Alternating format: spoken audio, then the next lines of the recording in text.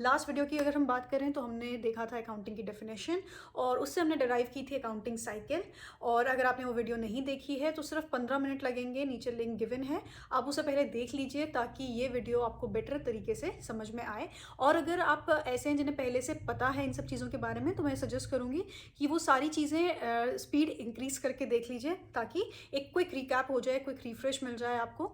और आज हम बात करेंगे about accounting principles. So without much ado let's move to the board.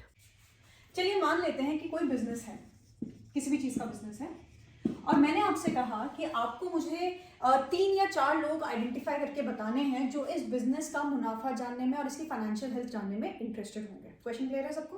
Question ये है, मैं ये कह रही हूँ कि कोई बिजनेस है, आपको मुझे ये बताना है कि उस बिजनेस के ओनर के अलावा कौन कौन से 4 लोग ऐसे होंगे जिन्हें ये जानने में इंटरेस्ट होगा कि ये बिजनेस कैसा परफॉर्म कर रहा है। तो चलिए आगे बढ़ते हैं। इसका आंसर भी मैं आपको खुद दे देती हूँ, आप नीचे कमेंट बॉक्स में इसका आंसर छोड़ सकते हैं। ओके, इन्वेस्टर्स यानी कि वो लोग जिन्होंने अपना पैसा इस बिजनेस में लगा रखा है। जाहिर सी बात है, अगर किसी ने अपना हार्ड अर्न मनी किसी बिजनेस में लगा रखा है तो वो उसकी प्रॉफिटेबिलिटी जानने में इंटरेस्टेड तो होंगे ही। जैसे कि आजकल जो अडानी ग्रुप के इन्वेस्टर्स हैं वो काफ़ी परेशान हैं because they are not performing well on stock market. उसके बाद अगर आप लेट से आपने इस बिजनेस को रॉ मटेरियल दिया था या कोई भी सामान बेचा था, आपने इस बिजनेस को सामान बेचा और इसका जो ओनर था उसने कहा कि भाई मैं 1 महीने बाद आपका पैसा लौटा दूंगा। अब 1 महीने बाद पैसा लौटाने की इस बिजनेस की कंडीशन होगी कि नहीं होगी, उनके पास इतना पैसा है कि वो 1 महीने बाद आपके सामान का पैसा दे पाएंगे कि नहीं दे पाएंगे, तो भी आप इंटरेस्टेड होंगे इस बिजनेस का हाल जानने में, इसका फाइनेंशियल हेल्थ जानने में। उसके बाद अगर आपका कोई बिजनेस है जो इस बिजनेस से किसी तरीके से रिलेटेड है, राइट, मतलब लेट्स से आपका बिजनेस और इनका बिजनेस जो है वो सेम कैटेगरी के अंडर फॉल होता है। लेट्स से ये भी जिम चला रहे हैं, आप भी जिम चला रहे हैं और ये भी जिम चला रहे हैं। अब ऑब्वियस ही बात है, आप इंटरेस्टेड होंगे ना ये जानने में कि भाई ये कितना मुनाफा कमा रहे हैं। उसके बाद आप ये कंपेयर करेंगे कि मेरा बिजनेस उतना प्रॉफिट कमा पा रहा है कि नहीं कमा पा रहा है।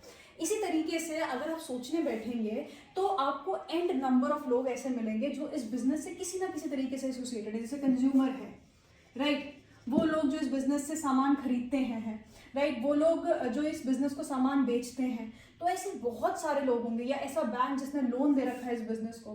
तो जब आप सोचने बैठेंगे आपको पता चलेगा कि बहुत सारे यूजर्स हैं, बहुत सारे यूजर्स हैं किस चीज के? अकाउंटिंग इंफॉर्मेशन के, अकाउंटिंग इंफॉर्मेशन के। तो ऐसा नहीं है कि अकाउंटिंग इंफॉर्मेशन की जरूरत किसी को नहीं है। अकाउंटिंग इंफॉर्मेशन मतलब जब हम फाइनेंशियल अकाउंटिंग पढ़ते हैं और उसके बाद हम उसे बिजनेस में इस्तेमाल करते हैं और उसके बाद हम लोग इससे फाइनल रिजल्ट्स निकालते हैं, तो जो ये अकाउंटिंग इंफॉर्मेशन होती है इसके बहुत सारे यूजर्स होते हैं। यूजर्स यानी कि जिन्हें इस अकाउंटिंग इंफॉर्मेशन की जरूरत है। अब क्योंकि बहुत सारे यूजर्स हैं तो ऑब्वियस ही बात है, जितने भी ये यूजर्स हैं वो क्या चाहेंगे कि जो ये अकाउंटिंग इंफॉर्मेशन हमें मिल रही है वो क्या हो? ऑथेंटिक हो।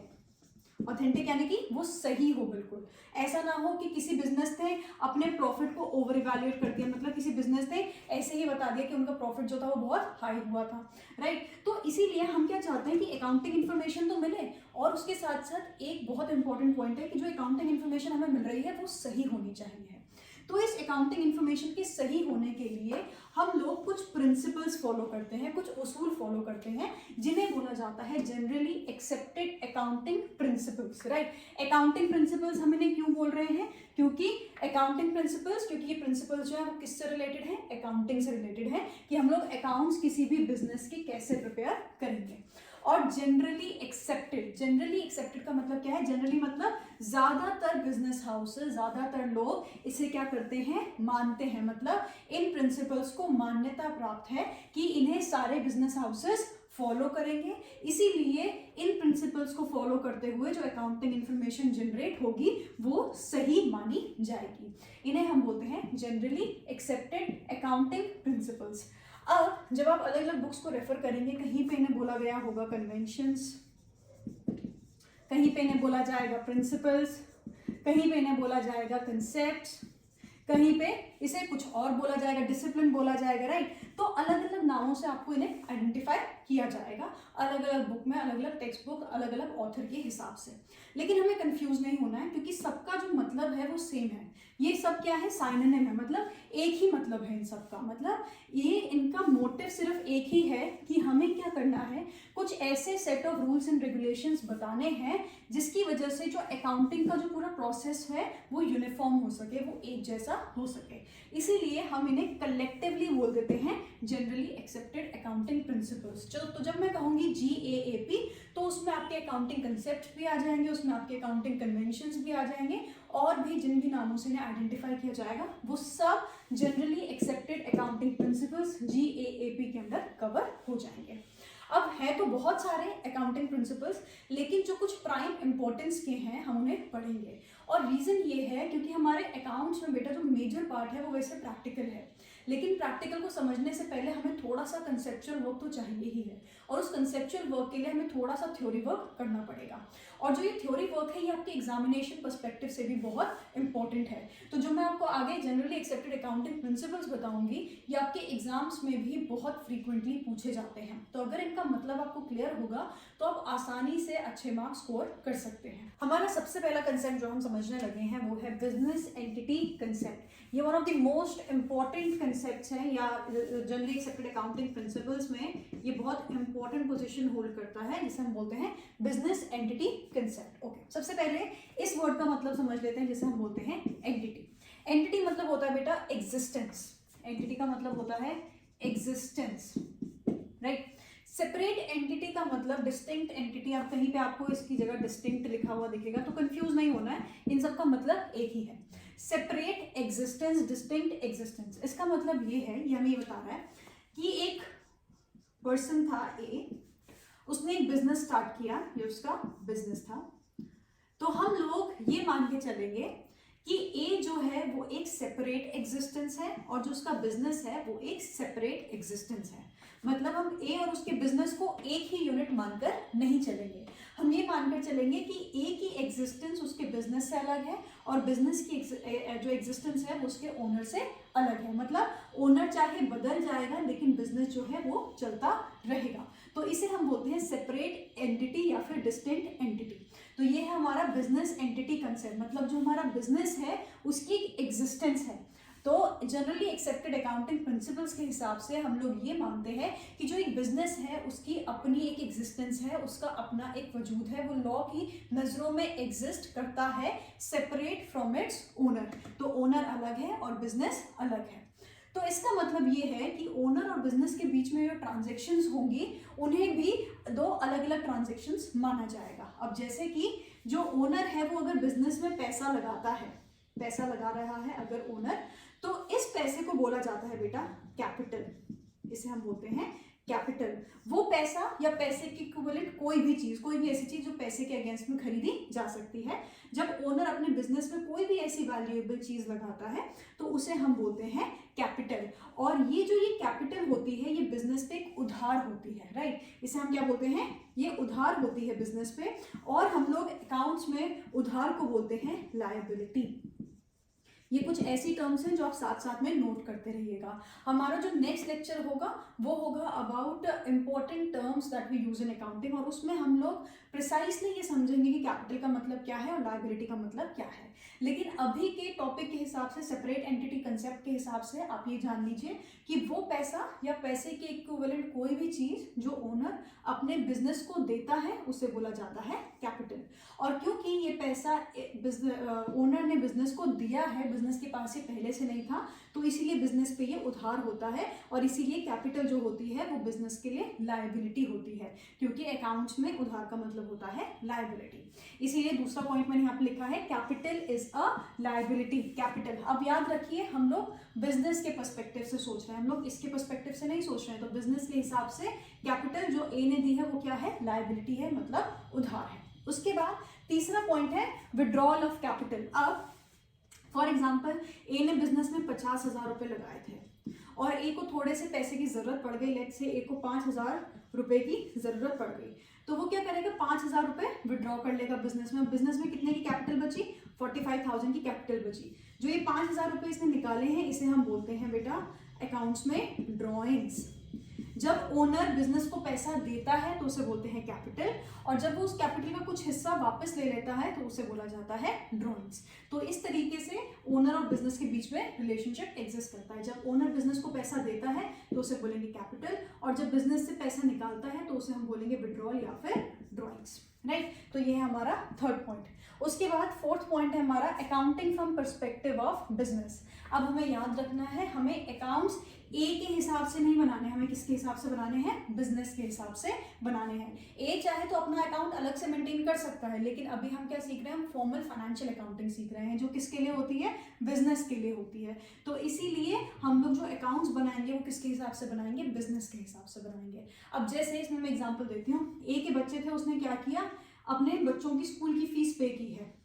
अब जो ये ए ने स्कूल की फीस पे की है, इसका बिजनेस से कुछ भी लेना देना नहीं है, तो इसे हम बिजनेस के अकाउंट्स में नहीं दिखाएंगे। अब ए था, इसने अपनी इंश्योरेंस करा रखी थी, right, let's say health insurance करा रखी थी। आप हम सब लोग आजकल हेल्थ इंश्योरेंस करवाते हैं, राइट। अब ए ने क्या कर रखा था, अपना इंश्योरेंस करवा रखा था, उसका प्रीमियम पे करना था। प्रीमियम यानी कि हर महीने या जो भी उसका टेन्योर होता है उसमें आप किस्त पे करते हैं, प्रीमियम पे करते हैं इंश्योरेंस की। तो ए ने अपनी इंश्योरेंस की प्रीमियम पे की, तो उसका बिजनेस से कोई भी लेना देना नहीं है, तो हम उसे बिजनेस के अकाउंट्स में रिकॉर्ड नहीं करेंगे।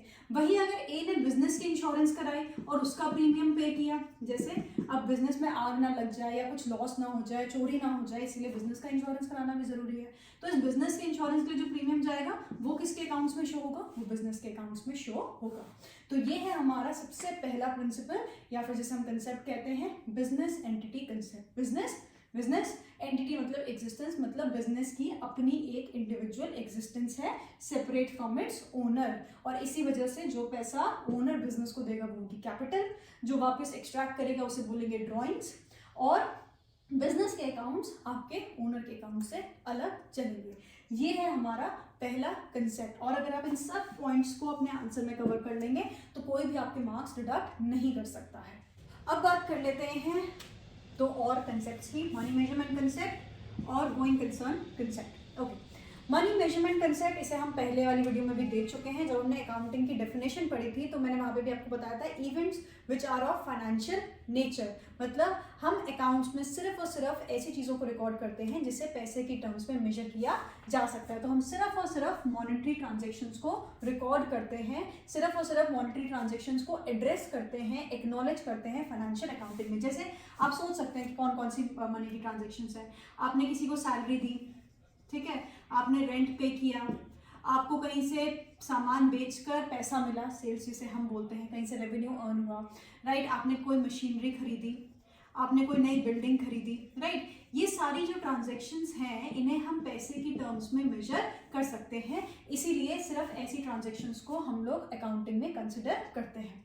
अब बहुत सारी ट्रांजैक्शंस ऐसी होती हैं जो बिजनेस के लिए इंपॉर्टेंट तो बहुत होती हैं, लेकिन उससे पैसे की टर्म्स में मेजर नहीं किया जा सकता। जैसे मेरा एक बहुत एफिशिएंट मैनेजर था बिजनेस में, और उसकी जो डिसीजन मेकिंग थी वो बहुत अच्छी थी, and now he is taking a retirement. तो उनके रिटायरमेंट लेने की वजह से मेरे बिजनेस पे इम्पैक्ट तो आएगा, लेकिन उस इम्पैक्ट को मैं मनी की टर्म्स में मेजर नहीं कर सकती हूँ। तो ऑब्वियस सी बात है, रिटायरमेंट ऑफ मैनेजर जो है वो फाइनेंशियल अकाउंटिंग के लिए कोई भी इंपॉर्टेंस या रेलिवेंस होल्ड नहीं करता है, राइट। तो हम सिर्फ ऐसी ट्रांजेक्शन्स को रिकॉर्ड करेंगे जिससे पैसे की टर्म्स में मेजर किया जा सकता है।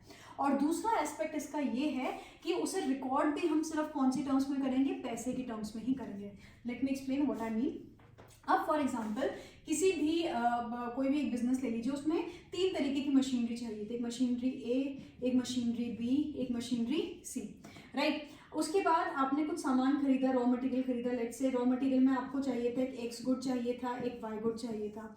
एक्स की आपने 100 यूनिट्स परचेज की, वाई की आपने 200 यूनिट्स परचेज की, राइट। उसी तरीके से ए जो था उसकी आपके पास 1 यूनिट है, बी की आपके पास 2 यूनिट्स हैं, और सी की आपके पास 3 यूनिट्स हैं। अब आप अकाउंटिंग में ये नहीं लिखेंगे कि ए की 1 यूनिट है, बी की 2 यूनिट है और सी की 3 यूनिट है, या एक्स की मैंने 100 यूनिट्स खरीदी, वाई की मैंने 200 यूनिट्स खरीदी। आप क्या करेंगे, इन सबको एक कॉमन डिनोमिनेशन में दिखाएंगे, that is rupees, that is money. मतलब ए लेट से आया 50,000 का, तो आप दिखाएंगे आपने ए मशीनरी खरीदी है 50,000 की, बी आपने लेट से खरीदी 60,000 की, तो ये आप दिखाएंगे 60,000 रादर देन 2 यूनिट्स। यहाँ पे आए 3 यूनिट्स का, लेट से ये आया 30,000 का, तो यहाँ पे आप ये दिखाएंगे 30,000। Let's say raw material x जो था वो आया था 200 रुपीज़ का, तो वो आप दिखाएंगे ₹200 से। ये लेट्स से आया था 5000 रुपीज़ का, तो ये आप दिखाएंगे 5000 रुपीज़ में। मतलब हम कोई और डिनोमिनेशन किलोमीटर, केजीज, लीटर, इनमें ये हम लोग बात नहीं करेंगे। 1 यूनिट्स, 2 यूनिट्स, 3 यूनिट्स, इसमें हम बात नहीं करेंगे। हम सिर्फ एक ही टर्म में बात करेंगे एंड दैट इज रुपीज़। हम सिर्फ और सिर्फ चीज़ों को एक ही डिनोमिनेशन में, एक ही यूनिट में रिकॉर्ड करेंगे and that is your rupees. तो ये है हमारा second concept, money measurement concept. अब बात करते हैं गोइंग कंसर्न कंसेप्ट की। गोइंग कंसर्न कंसेप्ट जो है बेटा वो आपका सेपरेट एंटिटी का ही एक्सटेंशन है। सेपरेट एंटिटी में हमने देखा था कि जो ओनर है वो बिजनेस से अलग होता है। अब हमें पता है अच्छे से कि जो ओनर है वो मॉर्टल है। मॉर्टल मतलब हम लोग पैदा भी होते हैं और उसके बाद हम लोग मर भी जाते हैं। हमारी जो एज होती है वो लिमिटेड होती है, स्पेसिफिक होती है। लेकिन बिजनेस के साथ ऐसा नहीं है। बिजनेस के लिए ऐसा कुछ भी पैरामीटर नहीं है that business has to die. तो जैसे ही हमारा कोई भी ओनर जो है वो नहीं रहता है या वो नहीं रहता है किसी भी कारण की वजह से, तो बिजनेस जो है वो फिर भी एग्जिस्ट करता रहता है। तो जो बिजनेस है वो गोइंग कंसर्न कंसेप्ट का मतलब ये है कि बिजनेस एक इनडेफिनाइट टाइम पीरियड के लिए एग्जिस्ट करता है। एटलीस्ट जब आप एक बिजनेस स्टार्ट करते हैं तो आप ये सोच के तो नहीं करते हैं कि 5 साल तक करूंगा या 6 साल तक करूंगा या 7 साल तक करूंगी, राइट। आप हमेशा क्या मान के चलते हैं कि ये बिजनेस हम स्टार्ट कर रहे हैं और हमारे आने वाली पीढ़ियां भी जो हैं वो इस बिजनेस को कंटिन्यू करेंगी और इससे मुनाफा कमाती रहेंगी। तो जो हमारा बिजनेस है वो हमेशा इसी इंटेंशन से चलाया जाता है कि वो एक इनडेफिनाइट टाइम पीरियड के लिए चलता रहेगा। जो उसकी एग्जिस्टेंस है वो इनडेफिनाइट है, मतलब हमें नहीं पता है कि वो 5 साल के लिए है, 6 साल के लिए है, 100 साल के लिए या 1000 साल के लिए है। तो इसीलिए जो बिजनेस होता है उसकी एग्जिस्टेंस उसके ओनर से अलग है, क्योंकि ओनर चेंज हो सकता है लेकिन बिजनेस चलता रहेगा, ऐसा हम मान के चलते हैं when we are starting a business. जरूरी नहीं है कि वो बिजनेस चलता ही रहे, लेकिन ये एक इंटेंट की बात है, ये एक पर्सपेक्टिव की बात है कि जब भी कोई एक इंडिविजुअल या ग्रुप ऑफ इंडिविजुअल्स ये सोचते हैं कि वो बिजनेस स्टार्ट करेंगे तो वो ये मानते हैं कि ये बिजनेस बहुत लंबे टाइम के लिए, एक इनडेफिनाइट टाइम पीरियड के लिए चलता रहेगा। तो ये है हमारी उसके सेकेंड और third concept, that is money measurement concept. मतलब हर चीज़ जो पैसे की टर्म्स में मेजर की जा सकती है वो ही फाइनेंशियल अकाउंटिंग में जगह पाएगी। और तीसरा गोइंग कंसर्न कंसेप्ट, मतलब जो हमारा बिजनेस है वो चलता रहेगा, वो क्या होगी, गोइंग कंसर्न, मतलब नेवर एंडिंग प्रोसेस होगा, वो एक इनडेफिनाइट टाइम पीरियड के लिए एग्जिस्ट करेगा। So next two concepts are accounting period concept and cost concept. Okay. Accounting period concept हमें ये कहता है कि हमें फाइनेंशियल स्टेटमेंट्स कितने टाइम बाद बनानी है। मतलब अब फॉर एग्जांपल जितने भी हमारे इन्वेस्टर्स हैं या जितने भी लोग हैं जिन्होंने कंपनी में इन्वेस्ट कर रखा है या जो भी लोग कंपनी से एसोसिएटेड हैं, बिजनेस से एसोसिएटेड हैं, वो हमेशा क्या चाहते हैं कि उन्हें फाइनेंशियल स्टेटमेंट अवेलेबल रहे उस बिजनेस की। तो ये फाइनेंशियल स्टेटमेंट कितने टाइम पीरियड बाद बनाई जाएगी, तो यूजुअली ये मान के चलते हैं कि हर 1 साल में ये फाइनेंशियल स्टेटमेंट बनानी चाहिए।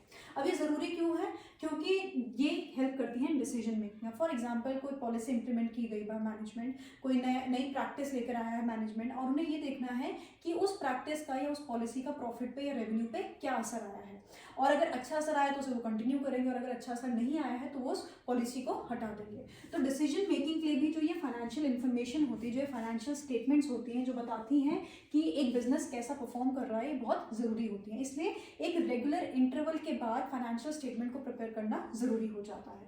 तो हर साल तो हर एक बिजनेस को अपनी फाइनेंशियल स्टेटमेंट बनानी ही पड़ती है। और जब मैं कह रही हूँ 1 ईयर, तो बेटा हमेशा ये याद रखिए कि अकाउंट्स में हम लोग मानकर चलते हैं फाइनेंशियल ईयर। अकाउंट्स में हम लोग मान के चलते हैं फाइनेंशियल ईयर, जो हर साल 1 अप्रैल को शुरू होता है और अगले साल 31 मार्च को खत्म होता है।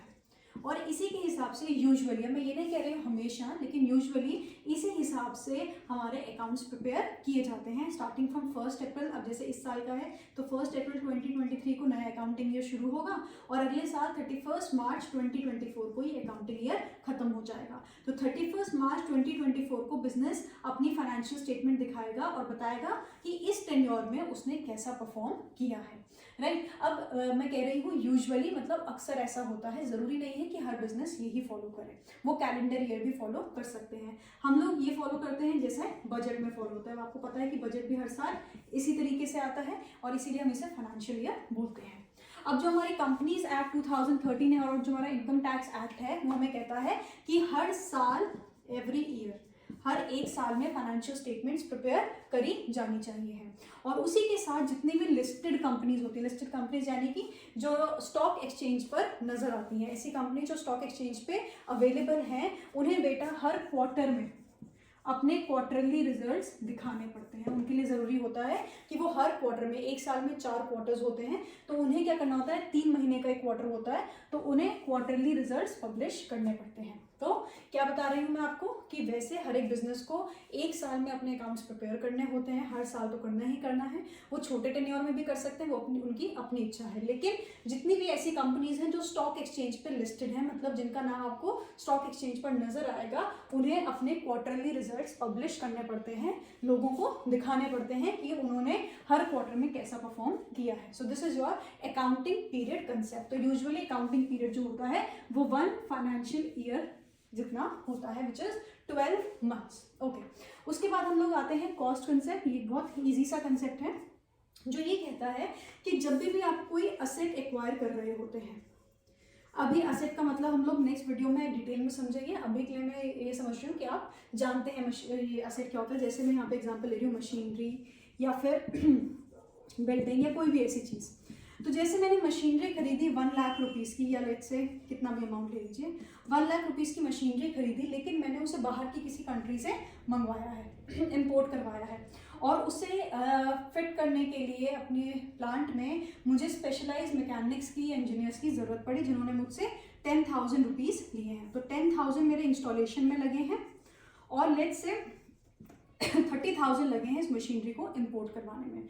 तो इस मशीनरी का प्राइस मैं 1 लाख रुपीज़ नहीं लिखूंगी, मैं लिखूंगी 1,40,000, जिसे हम बोलते हैं परचेज प्राइस। परचेज प्राइस में आपका जो असेट होता है उसका प्राइस, और जितना भी उस असेट को एक्वायर करने में, इंस्टॉल करने में, ट्रांसपोर्ट करने में जितना भी पैसा खर्च होता है, सब कुछ इंक्लूड किया जाता है, राइट। तो मशीनरी की वैल्यू 1 लाख रुपीज़ नहीं लिखी जाएगी, वो लिखी जाएगी 1 lakh plus 10,000 plus 30,000, that is 1,40,000। तो आपके मशीनरी की वैल्यू आएगी 1,40,000, not 1 lakh rupees. This is your cost concept and this is your accounting period concept.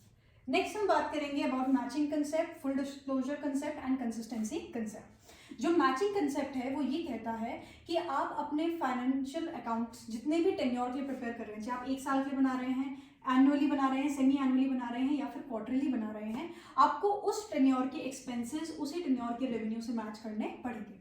अब फॉर एग्जांपल, आप एक साल में अपने फाइनेंशियल स्टेटमेंट्स बना रहे हैं, एक साल में आपने कुछ सैलरीज पे की, आपने कुछ वेजेस पे की, आपने कुछ रेंट पे किया, और इसी साल में आपने कुछ सेल्स करके रेवेन्यू अर्न किया। तो आप जितने भी ये सब क्या है, आपके एक्सपेंस के कंपोनेंट हैं, और ये है आपका इनकम का कंपोनेंट। तो इस इनकम और इस एक्सपेंस को आप इसी टेन्योर में क्या करेंगे, आपस में मैच करेंगे। अब फॉर एग्जांपल, सेल्स थी आपकी 50,000 की, और आपका जो सैलरीज थी, वेजेस थी, रेंट थी, वो थी लेट्स से 40,000 रुपीज़ की। तो इस टेन्योर में जो आपका प्रॉफिट था वो आ गया 10,000 रुपीज़ का।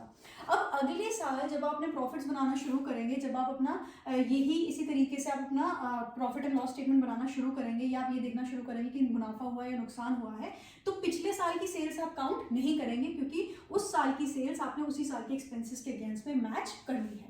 तो मैचिंग कंसेप्ट ये कहता है कि जितने भी टेन्योर के लिए आप अपने अकाउंट्स बना रहे हैं, उसी टेन्योर के एक्सपेंसेस और इनकम्स को आप मैच करेंगे एक दूसरे से, आप उसे कैरी फॉरवर्ड यानी कि आगे लेकर नहीं जाएंगे, right. So expenses incurred matched with revenue in that accounting period. तो जो अकाउंटिंग पीरियड हम मान रहे हैं, चाहे वो एनुअल है, सेमी एनुअल है, क्वार्टर है, वीकली है, चाहे मंथली है। अगर आप मंथली भी बना रहे हो तो जनवरी का जो प्रॉफिट है वो जनवरी का प्रॉफिट है, फरवरी का जो प्रॉफिट है वो फरवरी के एक्सपेंसेस और रेवेन्यू से आएगा, उसमें जनवरी के एक्सपेंसेस और रेवेन्यू से हमें कोई भी लेना देना नहीं है। तो इसे हम बोलते हैं मैचिंग कंसेप्ट। उसके बाद आता है हमारे पास full disclosure concept. Full disclosure concept हमें ये कहता है कि आपको कोई भी जो मटेरियल फैक्ट है, मटेरियल यानी कि जो किसी भी तरीके से रेलिवेंट है आपके फाइनेंशियल अकाउंटिंग में, आपको उसे कंसील नहीं करना है उसे आपको इग्नोर नहीं करना है।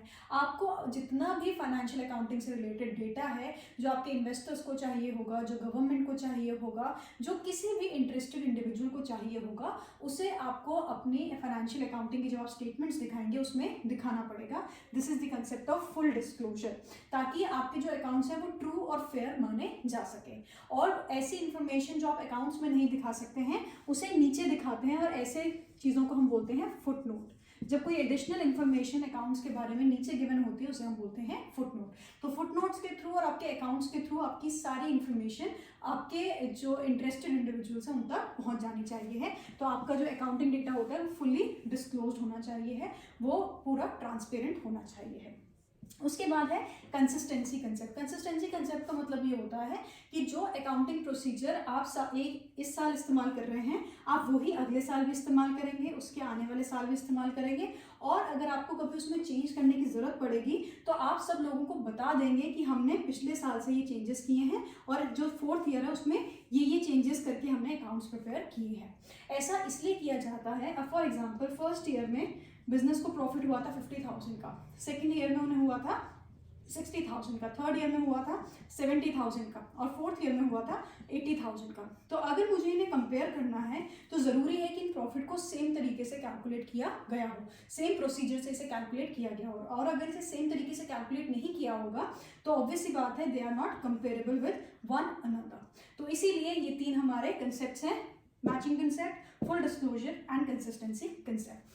अभी के लिए इस वीडियो में मैं इतने ही कंसेप्ट्स क्लियर कर रही हूँ। इसके अलावा भी आपके और भी कंसेप्ट हैं, जैसे मटीरियलिटी कंसेप्ट है। अगर आपको इनमें से किसी पर भी वीडियो चाहिए है तो आप नीचे कमेंट सेक्शन में उसके बारे में लिख सकते हैं और आप मुझे बता सकते हैं। और इसके अलावा जनरली एक्सेप्टेड अकाउंटिंग प्रिंसिपल्स के अलावा हमारे पास इंडियन अकाउंटिंग स्टैंडर्ड्स भी होते हैं, और अगर आप NCERT की बुक फॉलो कर रहे हैं तो उसमें आपका GST का भी एक कॉम्पोनेंट गिवन होगा। तो अगर आपको इन सब पर भी डिटेल्ड नोट्स भी चाहिए हैं और अगर इसमें आपको वीडियो भी चाहिए है तो आपको अपना इन्वॉल्वमेंट बढ़ाना पड़ेगा वीडियो के साथ, और आपको नीचे कॉमेंट सेक्शन में बताना पड़ेगा कि आपको कौन कौन से एलिमेंट्स की ज़रूरत है। Thank you so much, until next time.